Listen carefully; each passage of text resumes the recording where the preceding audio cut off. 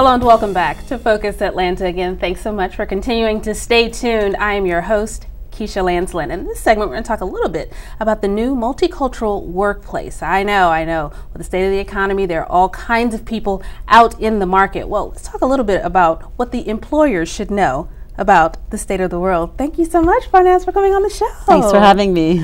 Well, tell me a little bit about the census data that brought this to light. You know, the recent census data revealed the whole new world marketplace. I'm sure you've heard of diversity, multicultural, intercultural. I happen to call it new world marketplace. Okay.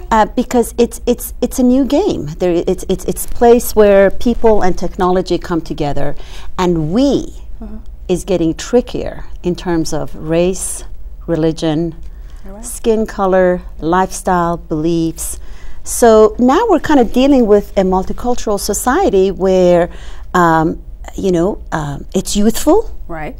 Women are in positions of key decision making. You're right. It's becoming more pillars of lifestyles, not just skin color. Okay. How people think, how they perceive things, and it's somewhat youthful. I mean, I don't know if you guys have heard, but the census data revealed that already less than half of the toddlers are white.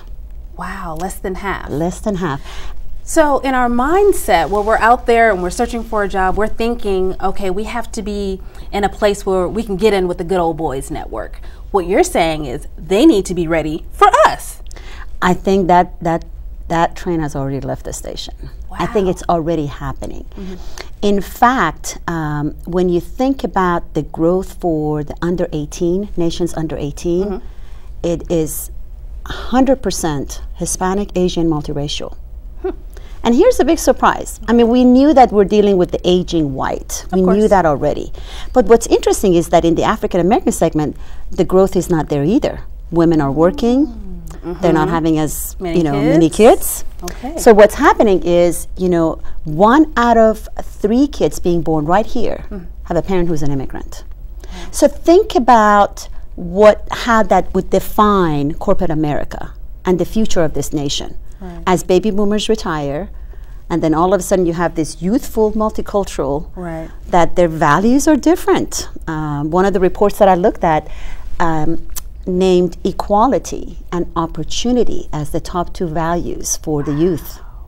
So, okay, in your mindset, you're thinking, well, corporate America can figure that out. But what about the mid-size and the smaller businesses? Are they figuring out that, again, this is a new world marketplace, the people that you need to be looking for and searching for in order to make it in the next generation should be, daughters and sons of immigrants, should be women, are they thinking like that? Are they on the train yet? I think that's a real good question. I would even challenge that the big corporations haven't figured it out yet. They're still looking at it as segmentation. Well, let's put this % toward Hispanic marketing. Let's put this % toward Asian marketing. Oh, we need an Asian agency, or we need a multicultural agency. They're not really even getting that.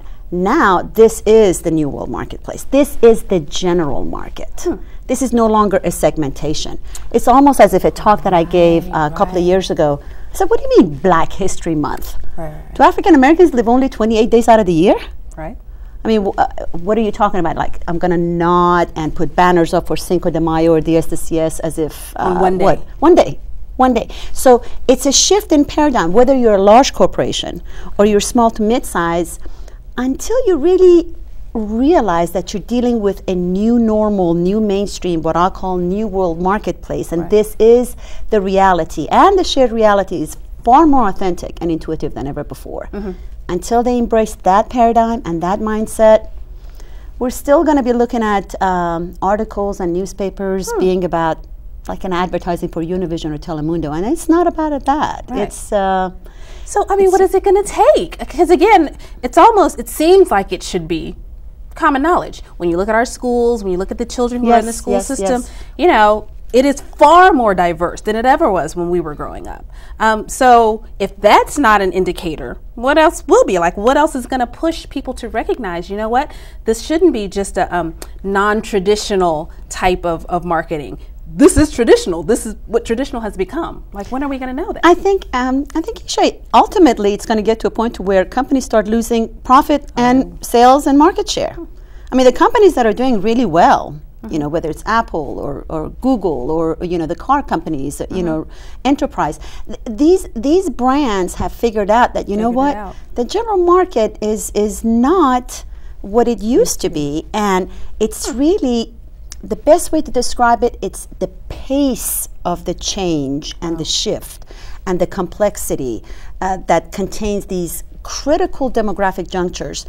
But if you look at a brand like Harley Davidson, I think they're struggling because they have fallen into a demographic foe, and majority of their sales are coming from Anglo, older, and now it's like, okay, how are we going to be relevant?